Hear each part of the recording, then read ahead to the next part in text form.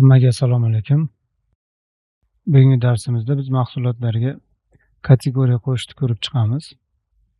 Buning uchun data podcast kategoriya klassini yaratib olamiz. Bu klassda ikkita xususiyat bo'ladi. Birinchisi ID va keyingisi shu kategoriyaning nomi, name deb berib qo'yamiz. Va shu name xususiyatiga required atributini qo'shib majburiy qilib qo'yamiz. Name'dan kompilyatorda ogohlantirishini olib tashlash uchun, ya'ni nalga teng emas, hozircha nal, lekin keyinchalik qiymat beraman degan ma'noda nalga bu teng bo'lmaydi deb yozib qo'yamiz. Endi data papkasidagi product fayliga kirib turib, unga kategoriya qo'shib qo'yamiz. Kategoriyani o'zini va ID'sini qo'shib qo'yamiz. Bu yerda ham name bilan descriptionga null bo'lmaydi deb yozib chiqamiz. Null va undo belgisi. Descriptionda ham shunday qilamiz.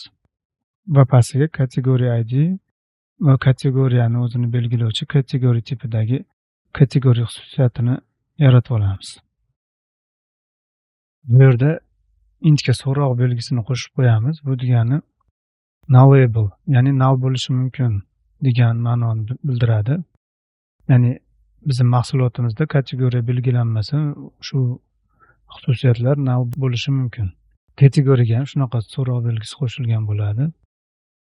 Endi bazada hosil qilish uchun product kontekstga kirib turib, shu kategoriyani qo'shib qo'yamiz.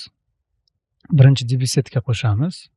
Public dbset kategoriya tipidagi categories deb set category deb yozib qo'yamiz.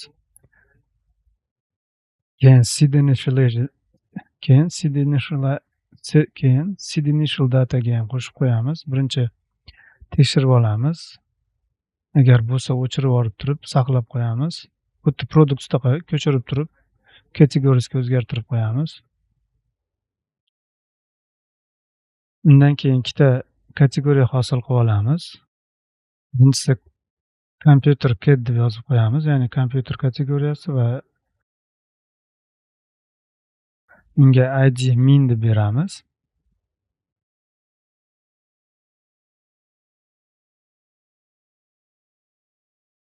Nomiga kompyuter deb yozib qo'yamiz. Shuni ko'chirib turib tagga tashlab olamiz. Kompyuterda fonga o'zgartirib qo'yamiz. IDni 2000 qilib qo'yamiz va name'ni font deb yozib qo'yamiz. Ana endi shularni pastda produkt yaratgan joyga belgilab chiqamiz. Kategoriyalarga birinchisiga kategoriyaga computer kit deb beramiz. Ikkinchisi smartfon ekan, unga phone kit deb belgilaymiz. Uchinchisi planshet ekan, bu ham phone kit bo'laversin. To'rtinchisi quloqchin computer kit deb belgilaymiz. Va beshinchisini bo'sh qoldiramiz. Va kategoriyasiga birinchi computer kitni qo'shib olamiz. Va keyin phone kitni qo'shamiz. Mana mahsulotlarimizga kategoriya qo'shib oldik. Endi ularni migratsiyaga qo'shib qo'yish kerak. Va komandni strokani ochib olib .NET Dev Migration add deb turib, add category degan nom berib turib, yangi migratsiya qo'shib olamiz. Mana migratsiyamiz hosil bo'ldi. Endi migrations papkasini ochib, uni tekshirib ko'ramiz. Mana add category migratsiyasi hosil bo'lgan. Up va down metodlar hosil bo'lgan.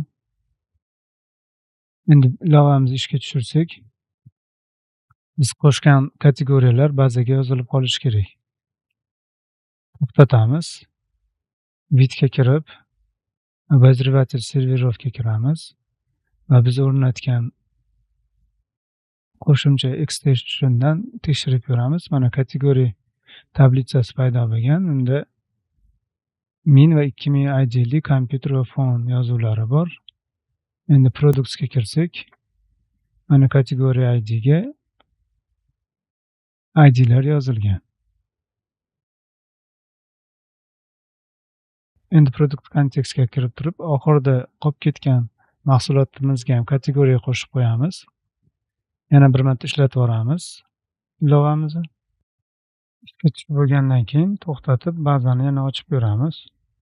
Produkt tabelachasini ochamiz. Mana min ID'li kategoriya qo'shildi. Bugunga hozircha shu. Keyingi darslarda ko'rishguncha xayr, sog' bo'ling.